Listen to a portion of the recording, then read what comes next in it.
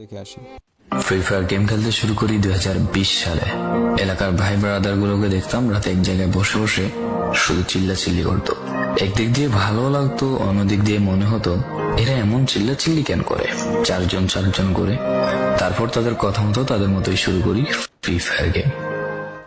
প্রথম দিন গেম খেলে রাত জেগেছি 11টা, যেটা ছিল রাত জায়গার প্রথম কারণ এবং প্রথম ভালোবাসা। এলাকার বন্ধুরা মিলে রাত হলেই আড্ডার আসর দিয়ে বসতাম আর শুরু করতাম গেম খেলা। সবাই তখন গেম খেলা নতুন শুরু করি, এত পরিমাণ আনন্দ ছিল গেমটিতে যে বলে বোঝানো সম্ভব না। তখন ভালো কোনো ফোন ছিল না, ল্যাগ করতো, তবুও খেলতাম। আব্বু আম্মুর কি পরিমাণ বকাঝকা খেয়েছি সেটা বলা বাহুল্য। অনেকদিন তো স্কুলও যাইতাম না, বন্ধুরা বসে গেম খেলতাম। কিছু টাকা যুগে কয়েক মাস পর একটা লেভেল আপ পাস ছিল না, 200 টাকায় বোধ হয় 800 ডায়মন্ড পাওয়া যেত।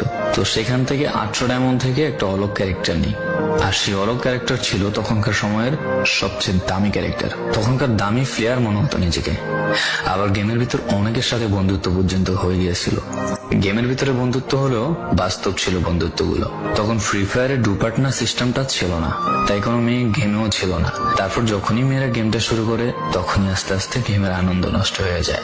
অনেক বেশি র্যাম প্রয়োজন হতো, তো তাই গেমটা খেলতে ভালো একটা ফোনের প্রয়োজন হইতো। কিন্তু তখন ফোন ছিল না, কোন রকম একটা ফোন দিয়ে খেলতাম গেমটা।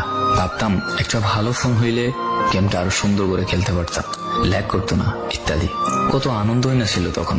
প্রতি সপ্তাহে শুক্রবার বসে সবাই গিল্ডের গ্লোরি ফুল করতাম একটা কাস্টমের জন্য। পরের দিন সবাই মিলে আনন্দ নিয়ে একটা একটা করে কাস্টম খেলতাম। আমার জীবনের প্রথম 3 বছরের ভালোবাসা। কোনো মেয়ের জন্য আমি গেমটাকে কখনো ইগনোর করিনি। যখন মন খারাপ থাকতো গেমটা খেলতাম একা একা। একটা ভয় পেলেই তৎক্ষণাৎ মন ভালো হয়ে যেত, মুখে সব সময় একটা মৃদু হাসি থাকতো। এখন আমার কাছে গেমটা খেলার মতো অনেক ভালো একটা ফোন আছে, আমার কাছে এখন অনেক ভালো কালেকশন আছে, টপ আপ করার জন্য টাকাও আছে। কিন্তু গেমের ভিতরে থাকা সেসব বন্ধুরা আর নেই, সবাই ব্যস্ত হয়ে গেছে। সবার আইডি গুলো অফলাইন হয়ে গেছে। কেউ 1 মাস 2 মাস পর ঢুকে গেমের ভিতর সবকিছু ব্যাক করে দিয়েছে।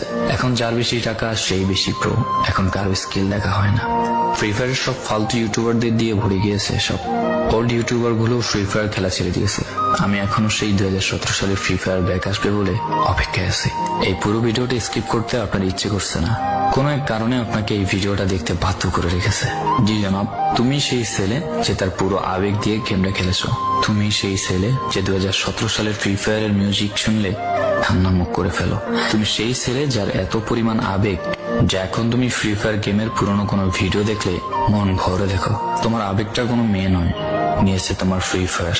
I miss you old Free Fire, I miss you old Free fire.